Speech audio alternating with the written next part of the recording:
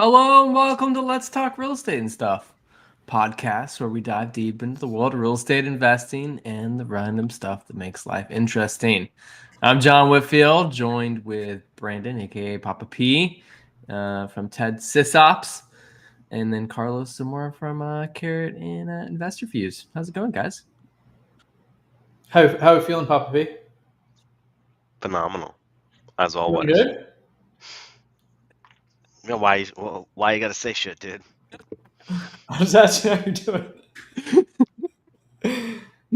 You calling Papa P out on the podcast live in front of the universe? That's right, we do broadcast to the whole universe, just in case anybody's wondering. Well, today we've got a fun episode for you. Part 3 of 3 for right now, at least, of trailer park investing. Trailer park investing. Is that what you classify it as? Trailer parks, mobile home parks? How do you prefer to be labeled? Who am I talking to? The real estate investing community. If I'm talking to the real estate investing community, it's mobile home parks. If I'm talking to investors, it's mobile home communities. If I'm talking to my tenants, it's a community. And if I'm talking to my buddies who aren't in real estate, it's a trailer park.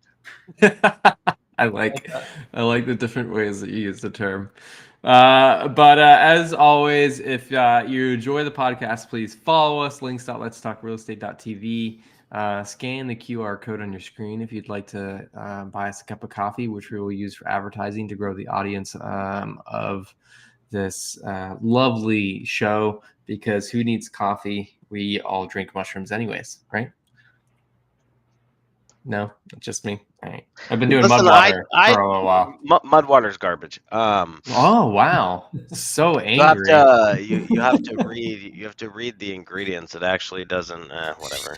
But yeah, it's not coming from the actual fruit of the mushroom, so you're actually not getting any of the benefits. I tried Mudwater. They have very good advertising. They're aesthetically, it looks really nice. Yeah, the ingredients, it's like cacao. Yeah. It's like you got my wife. That's why we have it. Is she got targeted? You gotta go with the one that everyday dose that I was getting, because I cycled through a couple because I got Mudwater and I was like, and then I started really researching it and then reading a lot of people's comparisons, and then I understood what a lot of these mushroom companies that popped up do, and they're not actually using the fruit, like the fruited body of the mushroom, so you're not really getting the benefits. So you have to find the one that actually says it on the ingredients.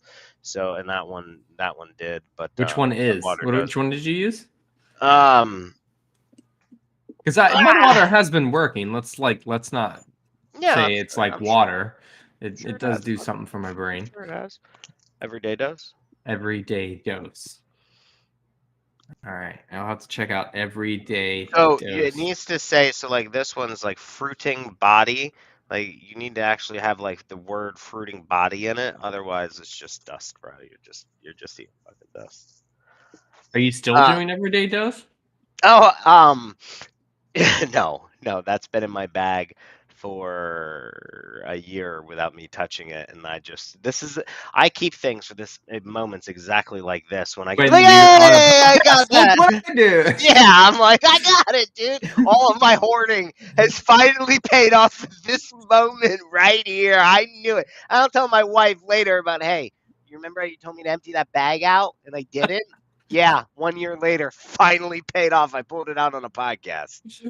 No, I actually got to get back to it. My subscription lapsed, and then you know how those subscription, you got to log back in. I never logged in, never redid it, and then I just got busy of life. Meanwhile, my Athletic Greens subscription keeps coming every 30 days, and I have an 8-month stockpile at my house that that's one subscription that I have yet to cancel or let lapse. For some reason, they do really good at making sure your subscription doesn't lapse over. So I'm sure. Never tried Athletic Greens. I love it. I've been doing that for like a decade. Oh yeah. Wow. Then how do you have an 8-month supply? How do I have? Because there was a time period where I fell off the wagon, but the subscription kept coming, And so, and then when I got back on it, like 8 months later, you know what I'm saying? Like, and then I don't do it. Some days I don't do it, and then it just stacks up. And now I just have a cabinet full of them, just like I have a highball subscription, and I have boxes filled with highballs out in my garage. How So about highballs? high, How many subscriptions do you get sent to your house? I can't. I do my deodorant on subscription, my native deodorant on subscription. I do the Highball Energy is like an organic, clean caffeine energy drink with no sugar, no additives, no nothing that I keep in my outside gym at my house. So that way, when I go out to the gym, I have an energy drink out there that I. Alkaline energy water. It's pretty funny. Problem is we have. I don't know if anyone needs them. Just stop by. I can hand away cases of them. I just please. For these guys, do you order it subscription from the website, or do you get the So grocery store? Oh, that's the other thing we have on subscription. So the red one, we actually have 5-gallon glass jugs get dropped off at the house, which Holy if you crap. remember a year ago was on our vision board that's over here was to start getting the water shipped to our house directly. So we do that. Every Tuesday they come over with a new 5-gallon glass jug. Do you jugs. you recycle the Bro, glass jugs like they take them back? yeah, it's just like everything else. It's glass though, so be careful. Yeah. You don't want to shatter it. We broke No, I one. mean it's good it's not We in broke plastic. one. Yeah, no, it is, and that's why we do it. But on my regular waters, I just go to the store and get them. Is Like the my red one smart- the sparkling?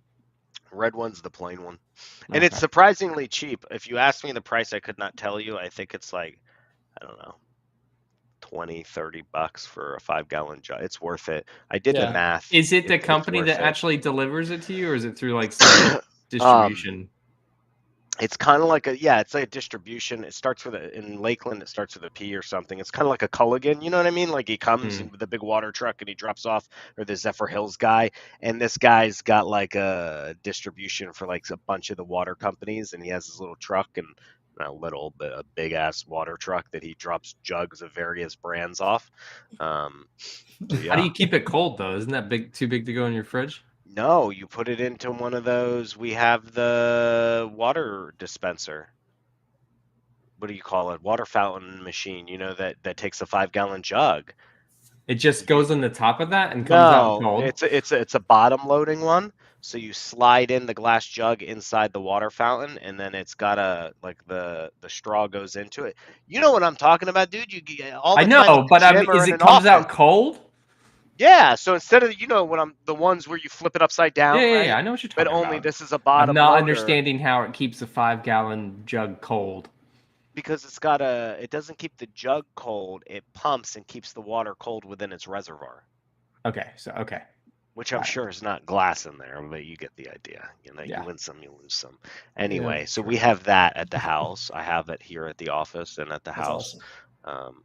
So yeah, we do quite a bit on subscription, but I'm not a big fan of subscription-based stuff. Not being a consumer, but you're a fan of it selling it. Yeah, I'll sell you my software as subscription, bro. I got the reverse osmosis machine this past week, actually, because I went to Whole Foods and I got a bunch of Mountain Valley. And I was like, you know what? I was just like kind of looking at it. And I heard this week that you could like do what Papa P has set up, where you can actually go to their website and like register. I think you might have to register as a business or something, but essentially you can get it a lot cheaper to your house just ordering it through the website. But I did some research and I ended up getting a counter. I just came in last night, so I'm gonna set it up this weekend. But I'm pretty pumped about that. Just attaches to your like sink faucet. It's good. Still not. No, that's the at-home one. Still not as good as spring water, bro. Still not as good as spring water. Yeah, that's the at-home one. So that one you can like do under your sink. This one's like a countertop one, but it's still a reverse osmosis and carbonates the water, and then you can get a mineralizer thing. Wait, what? Yeah. It's a reverse osmosis. You could go deep in those Kagan machines too. I like all those things, but that's an alkaline. That's alkaline is whatever your water. And a big MLM thing that people make money on selling those. I researched all that shit. We have a reverse osmosis back at the house at PA, like my old family house. And like when we go up there, like it's nice, but it's still not Mountain Valley water. Nothing hits like a Mountain Valley. Nothing hits like your first sip of a Mountain Valley in the morning. Like so Publix has been out of it. I gotta actually head up to like an organic food store this weekend to find my cases. But like Publix has been out, so I've been back to Topo Chico, which has been bothering me. For my, you can have Publix special order you stuff. That's what they said, but I feel like if they can't even get it stocked for their shelves, how are they ordering it for me? Well, you've been on this podcast talking about this water in Lakeland for ages. Everybody's probably buying it up, so you just got to get it special order yourself. Well, I did a special order at the one store, and so I put my name on the list, signed up for special order. They said the same thing that Publix said. I was like, cool, I'll do it. And then like I went there, I'm like, do you have my boxes? They're like, no, you could just grab some off the shelf. I'm like, wait a minute. Isn't this defeat? I want service, motherfucker. I want you to be like, yeah, your boxes are set aside, sir. Thank you for going through the hassle of giving me your name, phone number, address, and fucking blood type that I fucking did this. I don't want to go off the shelf. What am I, a fucking peasant? I'm the fucking connoisseur of water in Lakeland, and you're making me get them off the fucking shelf like anybody else who doesn't know what the fuck this green bottle means. So anyway, I had a falling out with them. That's funny. So, well, Carlos, yeah, send me a picture of your reverse osmosis when you set it up. I'm curious. We have a Berkey here at the house, and it causes me nothing but strife. I got that when I first moved. When I first moved here, I got a Berkey machine and could set up. And where are you at? Tallahassee? Me? Yeah, where are you? It's the shirt help? You're Ocala? Gainesville. Gainesville, my bad, bro. Jesus, Floridian. What is wrong with you? Bro, they got to have Mountain Valley water service out there. That's a big town. They probably No, I'm sure they do. I would look into that, but I'm just like, we use so much water, like cooking, all of that, and like I use the Berkeys, but it comes out, I gotta clean it too often now. It comes out tasting metallic because it sits in the stainless steel. So yeah, Carlos. I'm gonna slack you the one that I got right now just so you get some eyes on it. But after some research, that seems like the yeah, it'll clean your water. Isn't it amazing what we have to go through just for some fucking water? We're not even talking about food. We could spend hours on food. That's not what we're here for. But yeah, I know. I was watching Jungle Book the other day with my daughter, and at the original, at the very end, the little girl's bringing a clay bucket down to fill up for her village of water. My only thought, I shit you not, my only thought was, must have been nice back then that they could just trust the water and just drink directly from a stream. That was my only thought, and I'm like, must have been nice if I did that today. I'd die of some type of chemical poisoning. Absolutely. 100%. 100%. Yeah, like maybe if you went into Antarctica and you drank from like a glacial stream. If you went high enough in any mountain system, you'd be fine. But like right? Acid rain and shit, like no, like all the chemicals evaporate and then rain down, freezing. Like no, you got to go to like snow that's been in snow for 1,000 years. Yeah, it's amazing, dude. Anyway, enough about water. Let's talk about real estate. Yeah, mobile home park. So I'm still haven't finished negotiating. So I found out there was a death in the family of the seller, which is why we haven't finalized our negotiation on our park that's supposed to be closing in a month. So this is the one that you renegotiated because they lied in their marketing. Not as in past tense completed, as in renegotiating, as in still an ongoing process because they haven't responded in the last couple of weeks and we didn't know why. And he had called the agent 2 days, and explain, personal thing going on, passing in the family. We're going to hop on a conference call in the next week or so as they settle in with the new way of life that's going on. But I feel bad, but at the same time, like let's move this along. But so prayers are with him and his family, but hopefully I sort that out. But we got like 30 days to close. Title work's not done yet. We've been waiting on the seller for a lot of stuff. Speaking of water, this one's on a well, so got some work to provide clean water for all the community members. See how I said that? Community members, John. When you're referring to your tenants, it's a community. You're muted. My dog was barking. I like it. Community. But maybe it's a little welcome gift if the AG1 stacks up enough. Maybe it's a little welcoming gift for the community members. They each get a little packet of AG1 and 100%. some good health. That'd be a nice little touch. Well, I think that's a great transition, Carlos, because what I would like to talk to you today about is the valuing, how to increase the value. So what happens after close? And maybe that's a great place to start. How do you handle a transfer of ownership with your community members?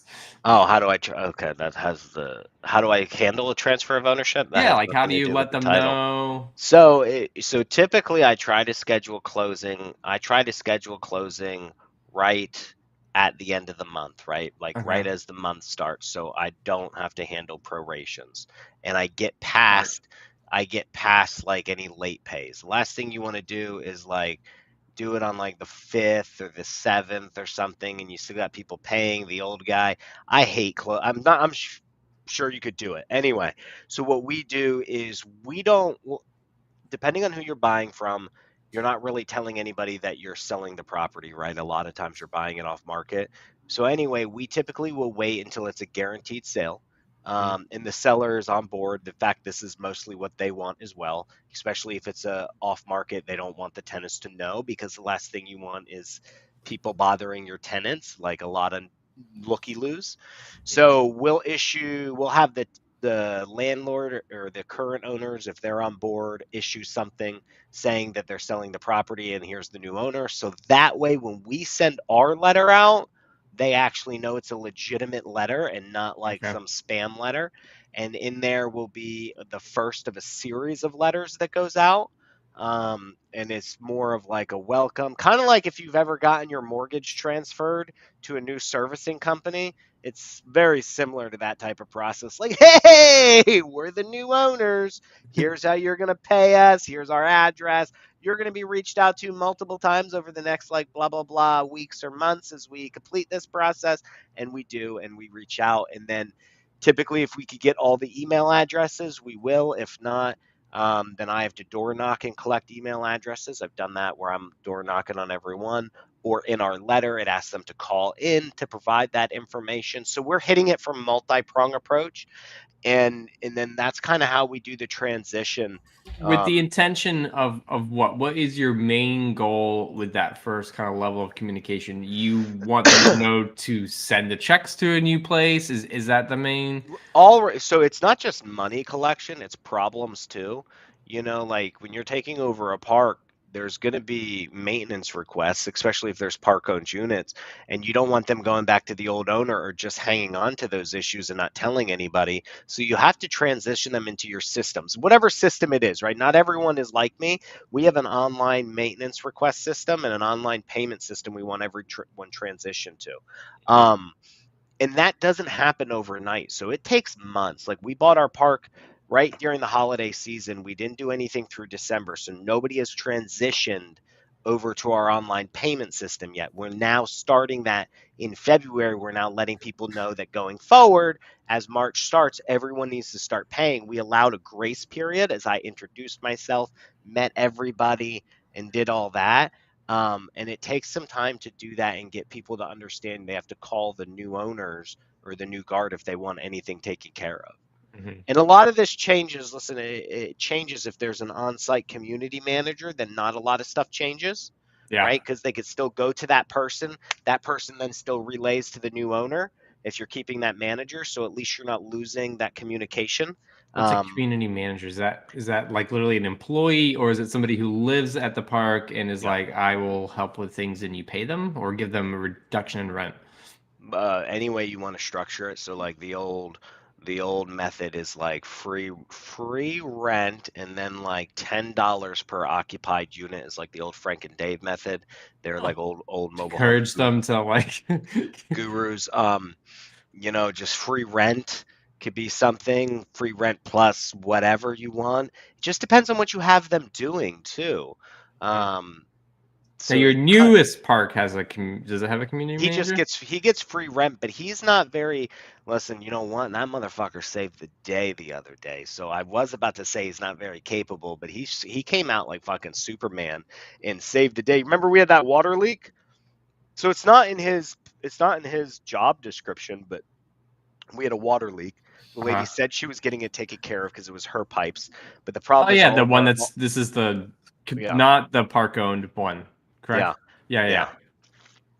Anyway, they were supposed to. So I had Tommy, my manager, turn the water off to the entire park because they're all on one pipe, and she was supposed to get it fixed. She never did.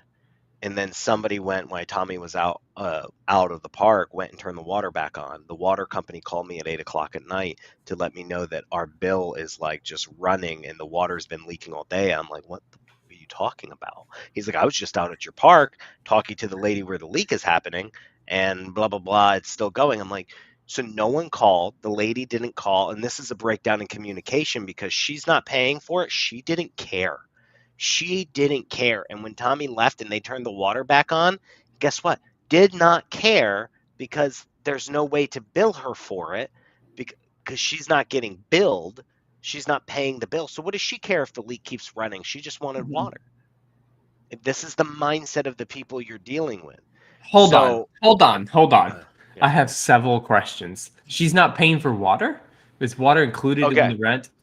We're getting severely sidetracked, but yes, water is. So they're at one. Here's the best part. They're at $175. I pay the water, the trash, and the sewer.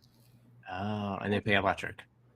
They pay their electric is all they pay, and $175 a month for lawn care, water, trash, and sewer. Yeah, so she doesn't care as long as she is. She doesn't give a shit. So I have a plan. Like market rents in that area are like close to $400 for lot rent. So and you pay your own stuff. So anyway, she didn't care, and we hadn't instituted our new leases yet.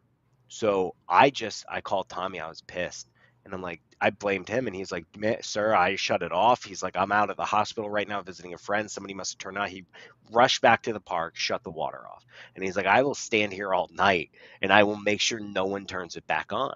What a beast. So I called this fucking guy. I love these stories. I called this guy in my park who, if you follow me on Instagram, he's the old timer who wanted to drive me around the park when I bought it, and he drove me around. So I call him. I'm like, hey man, Bradley. I was like, you're a plumber, right? He's like, yeah.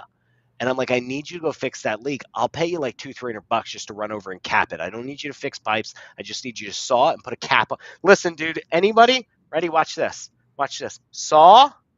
Put some glue on a fucking cap. Done. He goes, well, it's not as easy as all that. He goes, there's a difference between being a plumber and owning a plumbing company. Oh my God, Bradley. He goes, my back's killing me. I'm like, it's just the water spigot on the outside. You don't have to do anything. Just over there, just cut off. He's like, I don't have any guys available. I'm like, I was told she had called you and asked you to do it earlier today. And that's why I shut the park off and you didn't do it. And he's like, whoa now. Whoa. Nobody asked me nothing. I promise nothing. Don't go blaming nothing on me. I go, you know fucking what? Doesn't sound like you're going to do shit. Fuck you, goodbye. And I hung up the phone on him. I was just like, I called Tommy. You said that? Oh, bro, I was done with him. I was like, fuck you, goodbye. He's just a problem. So I was like, I don't tolerate that type of shit of like where you're going to try to beat around the bush on responsibility of like the lady, my manager all said they had called you to fix it. And because you didn't have any guy, what type of plumbing owner, company owner who lives in a park, doesn't have a guy or can't do it himself to put a cap on a pipe on an outside water spigot? If I was there, I would have done it. So I called Tommy and I was like, bro, I will pay you $200 to just go and cap it. He's like, I have caps. He's like, I have it from the last owners because I used to fix stuff for him. I'm like, go do it. Problem was, at this point, it was like 10 o'clock at night or 9. I think, 9 o'clock their time because there's an hour different. He couldn't do it. He couldn't see anything. The water had been running, so it was like sludge. So I shut the water off to the park the whole night. No one had water till 9 a.m. the next day because of this lady. Called Tommy that morning. My handyman was supposed to show up, didn't show up. So I was like, Tommy, will you give it a second go? Tommy's like, oh, yes, sir, I will. Yes, sir, I will. I'm going to go down there right now fixing to see what I can do. I'm like, hopefully it dried out. I was like, Tommy, hopefully it dried out, so it's going to be easy. I don't care what you do. Just cap it. And bro, like 40 minutes later, job was done, capped. So, done. Tommy's my hero. And he told me I didn't have to pay him. I'm like, no, I promised you I was going to pay you. Yeah. When I see you, because I collect rent every month, when I come down next month in February, I was like, I'm paying you the money that I promised you. You saved the day. Mm-hmm. Water's back on. Monday, I called my water metering company and signed the documents to get my sub-meters shipped over to me, and called my plumber the next day to arrange for him to install them when they arrive at his warehouse, because I'm shipping them direct to him. So these are things that you could do to improve the value of the park right there. As a kind of a got sidetracked, but make them pay for water and so sewer. I am instituting water bill, and they'll pay for the meter itself too. So it's $7.50. So they pay directly to the water company. They're not paying you for the water. Like, you're not having to count the meter or anything. It's just straight through the water company. That's not true. No, that's no. none of that's Wait, true. what's not true? What's true? I'm gonna explain it to you. Okay. It's so Metron is a water company that a lot of park owners use. So what they'll do is they use Verizon 4G LTE to shoot back to their software system. So I'll get a software system that logs in. Every single lot will have a meter on it off my main line, and I'll be able to read the meter, and it'll automatically send them a bill, and they have to pay it direct to whoever I tell them to pay, which will be me. Pay me because I'm paying the whole bill, and it'll figure out their usage. So if this had happened when my meter was on and she just let the meter run, two things: I would have been able to shut her meter off, because when I asked my plumber, when we're installing the meters, I'm having him put a shutoff valve behind every single meter. So that way every lot will have its own shutoff valve, because the previous owners were too cheap to do that. So I'm putting that in, and I'll save, like, this will save me, every month is different, but let's just say at the lot, my current 24 units inside my 64 lot park occupied, this will save me about $1,000 a month. Hell yeah. I figure more like 800. I hope to recoup about 80% of my water meter bills, and so that cost goes to on. Put that in. So I'll be paying. It's an upfront cost, so it's probably, with the install, I'll probably be at like $350 per meter. So yeah, it's gonna get me, but at the same point, it's $350 per meter. $350 per meter, maybe 400, because I'm actually putting mine in the ground. Most guys just install them hanging underneath the mobile on the water line. I'm actually going to put a pit box in and bury them in the ground, so I avoid freezing, which I read was a lot of complaints. So I'm just going to pay in advance for some of this shit and make my park, nice, so I can add the value. And that adds the value, because now it's $1,000 to my bottom line that's going back into my operating income, that increases the value of my park, that a lot of mom and pops just don't do. And I could push the monthly cost onto my tenants too. So it's $750 a month to operate the meter per lot, so I could add an extra $7.50 on. Yeah. Yeah, and what's the expression? Like, you either pay for it up front or you're going to pay for it later on. I like the idea of, like, you're essentially making the value of the property higher as soon as you do that. It's still an upfront cost, and it's going to take a little bit of time. 400 times 24 units. What's the calculation? Yeah, it'll be a little chunk of change, but way better. But let's just say I do $1,000 a month times $12,000, and let's say I'm running like a 60% or 40% operating expense. So that means I add $7,200 to my bottom line every single year in operating income. And let's just say that's at, like, let's do a 6 cap for a tenant-owned park. That's $120,000 in value I just added to the park. Yeah, I love that. So I just added, you know what I mean, 120 G's in value simply by getting rid of an expense on my park. And I plan on doing that for everything. I'm going to do that for the trash too. So I'm going to divide what my trash bill is and add that back. So I have my lawyer is drawing up my new leases. I'm fixing my leases again every time I've changed my leases, because I'm like, oh, it'd be cool if I had this in there. So I have my lawyer fix it. And so now I'm going to add bill backs into there, and I'm going to bill these people back for this stuff and lower my cost down to raise the value of my park, because a commercial asset is based on the capitalization of the income that you make. So 120K in CapEx increase. How much is it going to cost for the whole park? You said 350. So like what? Oh, so I'm only doing 24 of them right now. So let's just say $8,000. So you spend $8,000 to increase your parks. But value again, by 120K. do you remember last week when we talked about budgeting? Mm-hmm. You put that in your CapEx budget, yeah. I'm going to assume. So it's free. It's free. The money's already there. No, It's accounted for. It's accounted for and free in the sense of I've already raised the money. The money's sitting there to be put to use to help increase the return of my investors. So the money's there. It's already been earmarked for it. And if I don't spend it, it actually costs me money. That's why I said it's free, because it costs me more money to not spend that and do it than if I were to spend the money and do it. Can you explain that? Because I don't understand that. How does it cost you more money not to spend CapEx because budget? I promised a return to my investors, and if I don't return that return to my investors, then I have to make up that return to my investors. So if it's like a cumulative return, either way, I need to come up with that money, and I'd rather come up with it by getting it from my tenants than me having to come up with it later on out of the shared money. Makes sense. So I did budget for, so that's one way, is doing bill backs. That's probably the biggest thing. Now you may be asking, why don't you just raise the rents on these people? Yeah. So what's the point of what's better, do bill backs versus rent increases? So I don't do rent increases on my existing tenants initially. I will wait. So you showed us the spreadsheet or whatever it was, the document from your first park, and you said the existing tenants were only like $20-$30, right? Yeah, so I'll wait initially until I start doing improvements, whether it takes me a year or 6 months. So I try to hold off on my new leases until I can figure out okay, how fast can I do some improvements to do rent raises? And depending on what that is, if I'm figuring and I have all this planned typically. So for this park, my plan was 1 year. I should be able to do a lot of stuff within that first year to warrant my rent raise, and then I'll raise the rent on them. But I've already added to so within the first 3 months, I'm already costing them more money, because now I'm billing you for your water, I'm billing you for your trash, right?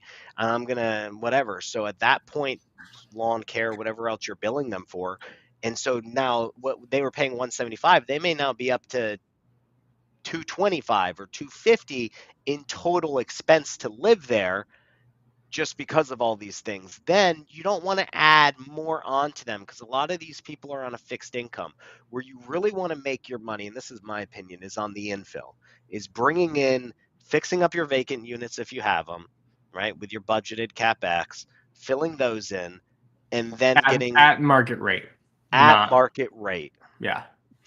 So it's a different strategy. So for Georgia, because it has park-owned units, I already accounted for 1/3 turnover. So I have 1/3 turnover, 1/3 are going to be happy, 1/3 are going to be problems.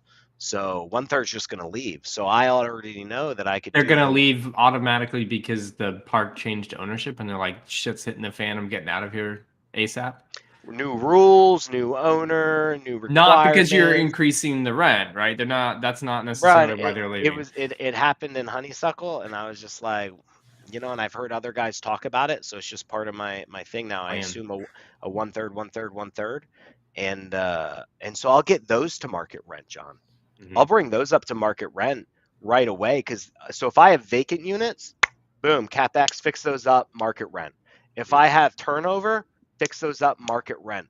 I don't need to bust the balls of my 70-year-old tenant who is on Social Security and is relying on this. So I don't need to do that right away. I can still help improve my returns by doing the rest of these strategies first to improve the value of my park. So do you include a CapEx budget for those 1/3 people that you were planning to leave, and what it would take to kind of touch up each one of those to get it to market rent? That's all in your CapEx budget? Yeah, I budget. So I have a pretty healthy CapEx budget. Not in my first one though, as we know, I've admitted. But I walk through and I'll grade them, and then I have a dollar. So you got into every unit already, so you know what they are like. In Georgia, there was 2 I didn't get into, but I just averaged what those were going to look like from the outside. Do any operators ever make a more a Class A type rental, or different variations of the renovations in a park? Is there anything like that, different apartment complexes? So let's say at one of them you have 24 units, one you have 36 units. or however you deem them, would you ever do like a more like high end finishes in one versus the other, and then get a you'd better be rent? to sell it at a higher cost? And I'm not saying it necessarily has to be an A class like rental, but like would you No, ever I do mean, higher end finishes to potentially get a higher rent? it depends on the market. Like I would never say no, because I mean, if I bought in California, like I don't know, I can't answer that, I guess, because I've Mm-hmm. never owned where that would even be a thing that would be needed. I'm buying in your typical blue collar American neighborhoods and metros, Macon, Georgia, Little Rock, Arkansas. You know what I mean? Like Mm-hmm. these are just your run of the mill American towns. And so we have standard stuff that we put in. We put in nice floors. We put in like same floors I used to put in like my 300K flips. I'd put in because in my mind I'm spending like $3, maybe like 250. Waterproof floors, right? Isn't that a story? Yeah, and I'm putting those on, and why am I going to cheap out on those? Because floors are like the biggest bane of an investor's life. So yeah, I put those in. My cabinets would be the same too, because I have a wholesale cabinet supplier that I use for my flips that's actually out of Georgia that I'll just ship those to. So I wouldn't say I'll put in upscale stuff because these people do wear stuff down pretty good, Mm-hmm. and I'm still a trailer. And I guess that's same too. If you had a single family house that you were getting rent ready versus flipping it. Yeah, it's Depends like on the area that you're in. That's that's again, going if to you're in determine. LA County and it's a rental that you're getting like 50 grand a month for, it's different. Like I'll probably get, so again, I guess to answer your question, Carlos, the answer would all be based on your comparables for other rentals in the area, and then two, the dollar value of the rent. My rents will be about, like, as of today, if I did them all today and rented them all today, probably around $950 would be the max that I would get on a park owned home rent unit, with lot rent In your included market. in that Georgia market. Pretty good. I'm renting those things out for nine, and those are like the 3.2s. Those are 3.2 single wide, 1,100 square feet type things. Maybe $800 for like the 975, 980 square feet 3.2s. Mm-hmm. And so I'm putting the laminate countertops in them. If I have to do countertops, I'm putting prefab shower, prefab tub, Home Depot vanity with a vinyl or laminate countertop on that with an overmount sink. Whereas in a flip, I'm doing granite with an undermount sink. So just different stuff. Yeah, I'm just curious because it's interesting how like just different levers that you can pull, and that's why I was kind of thinking out loud in that question. Just like even just charging them back for trash and water is adding like six figures to your bottom line. Doing stuff like that. So I'm always going to be curious on like little levers, and plus the extent of my knowledge is watching like Trailer Park Boys versus like knowing single family house stuff. Yeah. I mean, occupancy is your biggest thing. So Mm-hmm. switching, so this is a surprise that I don't think a lot of people, like a lot of mom and pops understand, is annual leases versus monthly leases. And I learned this the hard way, and it didn't affect me back in the day in single family because I guess I just didn't own a lot. But when you have a month to month lease in a park, you're always dealing with turnover. Always. So you probably won't even have 90% collections. You'll probably be in like the 80% collection range annually. And that 20% kills your bottom line of income collected. So Mm-hmm. it's like switching to an annual lease and locking people in. The average park owned home unit tenant should be staying between 18 and 24 months, not between 6 and 8 months. And that's what we were encountering when we bought our first park, and we stayed on the month to month because, listen, I'm just a fucking idiot. I figure shit out as I go, like everybody else. And I was believing what the mom and pop who owned it told me about this specific park and how I should run it. And I was like, cool, dude, let's do it. And then it's like, hey, I'm leaving. I'm like, cool, no worries. $5,000 to fix it up. Another guy, hey, I'm leaving. I'm like, okay, cool. Then the first guy decided to leave again 3 months later, and I'm like, You got to okay, spend well five now grand again. I had to go spend like $800. But either way, right? Like Yeah. it's more than it's like a whole month's rent. So basically now I'm still at a loss for this unit, and it just kept happening like that. Is it generally discounted if you lock someone at an annual rate versus monthly? Like, does someone pay a premium if they're on a month to month? No, bro. The annual is standard. Month to month is bullshit. Month to month is the only people who like month to month are mom and pops, because it's just how they were raised and brought up, and they probably live in the damn park. And they probably are so cheap on rent that nobody's leaving anyway. Somebody like me comes in and charges market rent on a month to month, and you find a $20 a month cheaper next door, you're going to leave my unit because there's no repercussions, because I probably didn't even collect. A lot of these people don't even collect deposits. Security deposits, yeah. Yeah.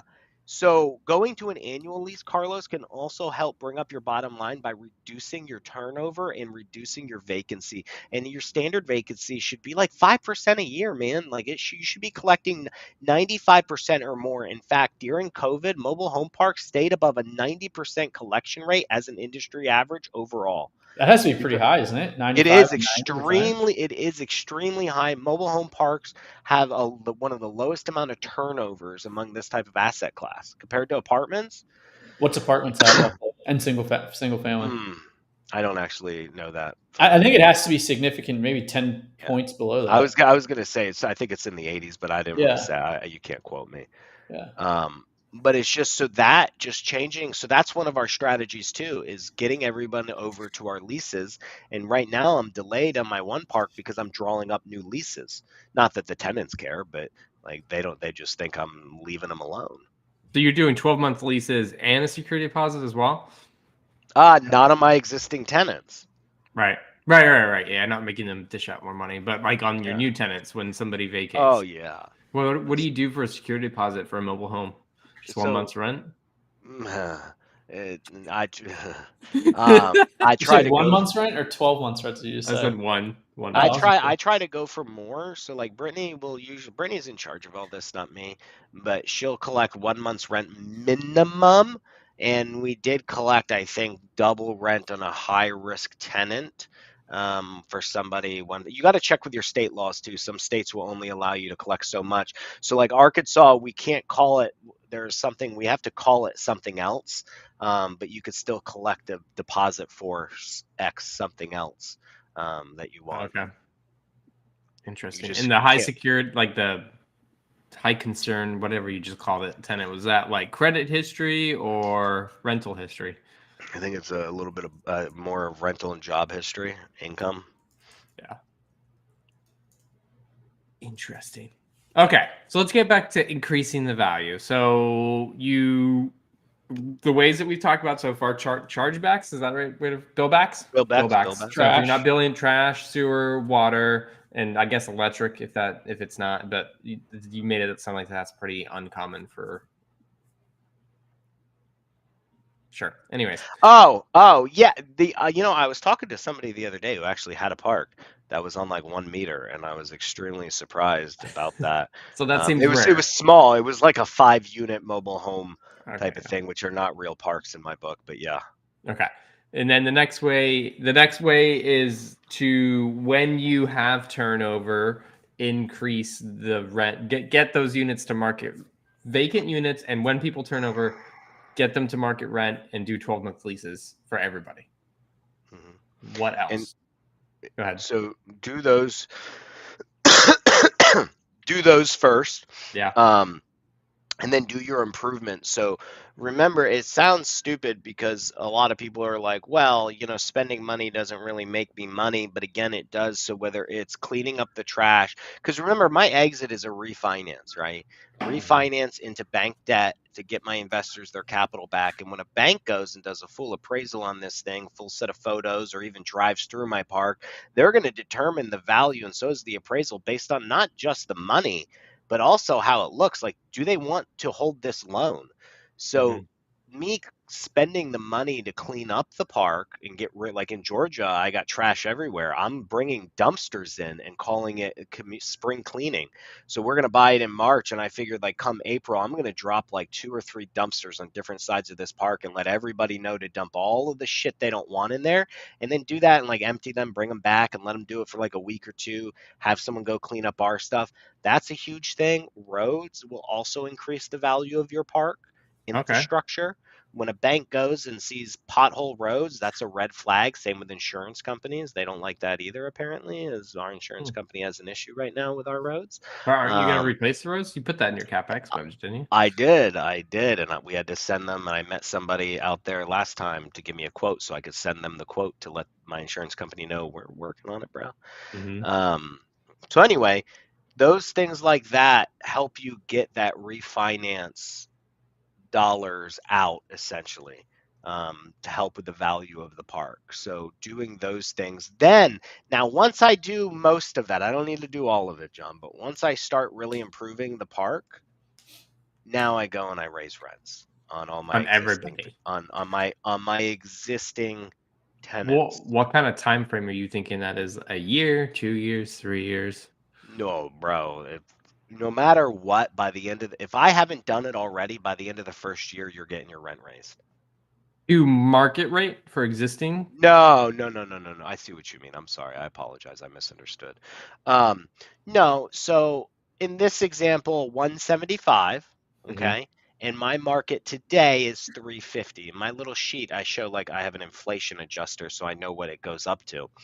It's going to take me probably, if I'm nice, 4 years or so to catch up to market on those people. Oh, wow. And that's steady increases over those 4 years. So it just depends on how much of an asshole you want to be. So there is a huge, if like you talk to park owners, this is one of the biggest debates the industry has. How much and how fast to raise rents on parks you acquire from mom and pops? $50, $25, 10%, 20%, like is there a percentage? So there has been a couple parks that made the papers, and one of the guys is like local to Tampa. He bought a park and jacked up rents, and he made the papers. There was one I was buying up in North Carolina where a neighboring park made the papers. And I know another pretty big investor who was just making a post about it, and he had made the papers, and he's a good dude too. He just, listen, man, like he did everything right, and they still went to the papers about how the rents got raised so fast, and I'm a little old lady, and how dare you, and big money Wall Street's coming. He's not even on Wall Street. And so you really want to avoid that because that's not the business we're in. We want to run. We're like HOA or like kings of a village, right? Like I say kings because I was watching Aladdin with my daughter the other day, and I saw like he had that little mini display of his kingdom with the palace up here and all the little villages, and I was kind of like, that's kind of like a mobile home park if you live in a mobile home park, and all of those things have to pay the king taxes, aka lot rent, to be there, and his job is to maintain order within the walls of his kingdom. And I was thinking about it for mobile home parks, and it's like, yeah, we have to maintain that order and provide a safe and clean environment, and the last thing you want to do is make the papers as being the big bad wolf coming in and doing it for the sake of profits. And now imagine this, like I went and I told everybody when I went to visit the one park that I was not raising, I had the same pitch. I had like a script.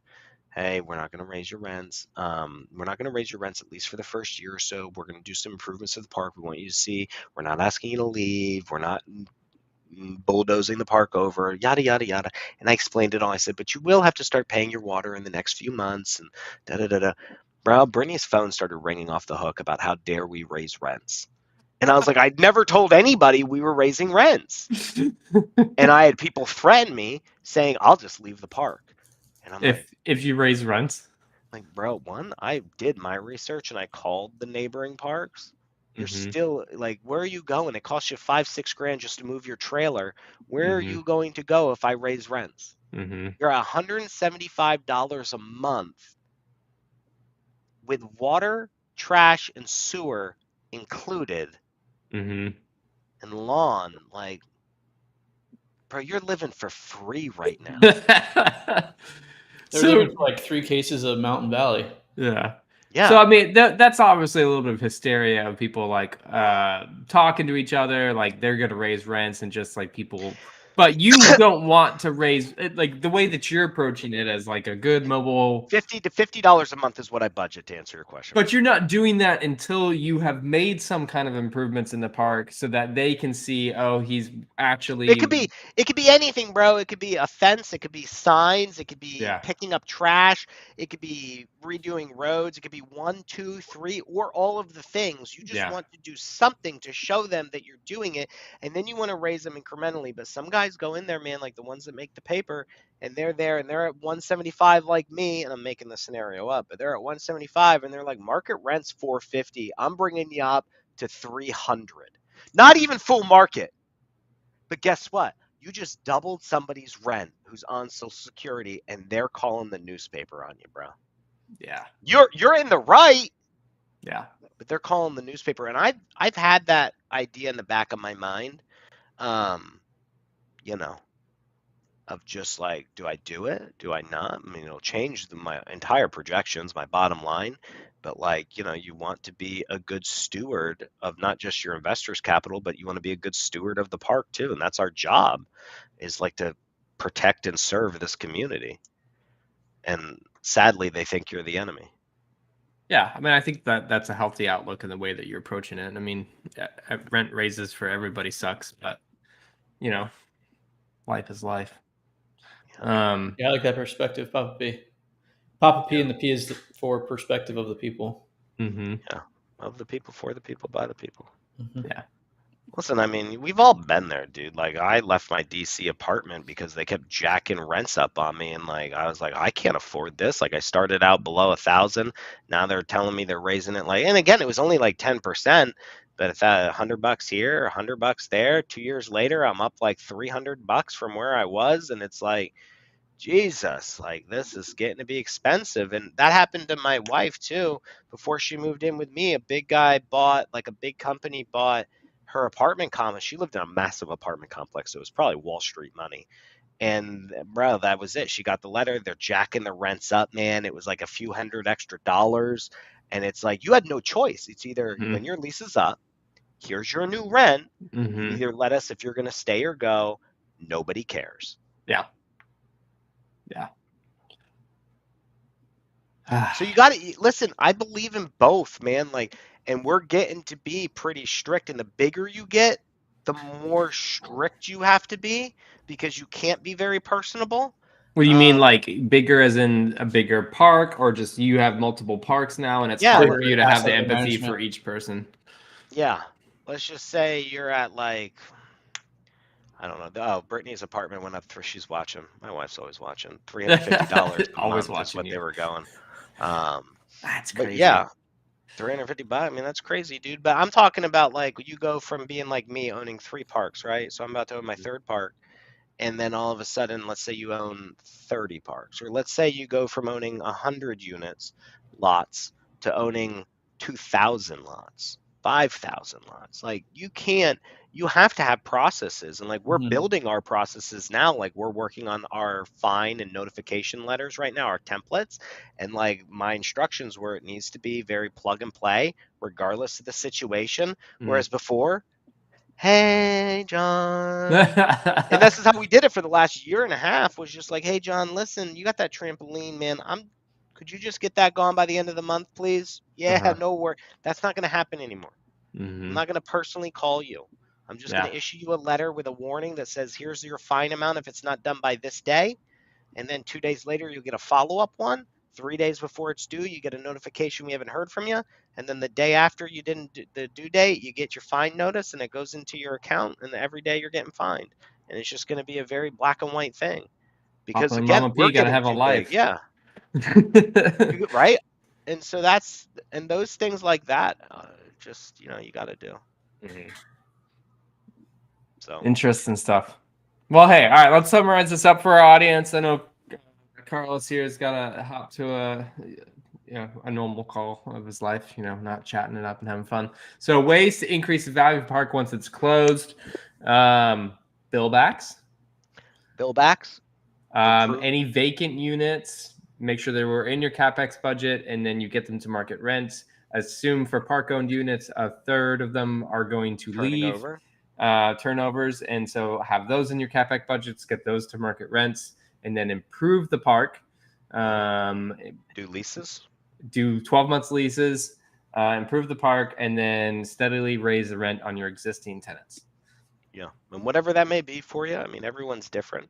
I'm still bouncing around my ideas of what I'm gonna do, but you know, and there you go. And then wait, you forgot the last one, dude, which is the most important one, where you make the most money, which is infill vacant lots. Okay, yeah, infill vacant lots. I kind of mentioned it earlier, but it's just you got vacant lots, bring in new units, drop them on there, rent them out at full market rent, or bring them in, charge lot rent, sell the home on finance. Yeah. Love that. My last question, super quick answer. What is your estimated time frame to refinance with all that you're doing in these parks? Are you wanting to do that 5 years, 10 years? What are you thinking? The standard that everyone does is as soon as possible, 3 to 5 years. I try to get all of my balloons at 7 years, so that way I am protected for as long as humanly possible, and then I will make that decision based on what interest rates are at the time. But if I could go 6 years by holding a 4% note and not refinancing, and my investors are getting double-digit returns on their money with the appreciation just growing every time we do rent raises every year, they're going to be perfectly happy. And then year 6, year 7, we're refining out of it. But obviously, like, if the interest rate environment's really good and we've done our thing by year 4, do it then. We'll do it then. I love to structure long-term balloons, so I have the flexibility to decide when I do it. Numerous sellers have tried like 2-year and 3-year balloons with me, and I won't do that. 5-year would be the lowest I would go, and that still scares me. Then your investors are happy, and they may just want to keep their money with you on the next deal. That's the idea, is just to keep on going each deal with them. My job is to make them money, not to make myself money, because the more money I make them, the more money that, well, I'll make in the end, but I focus on them first, being a good steward.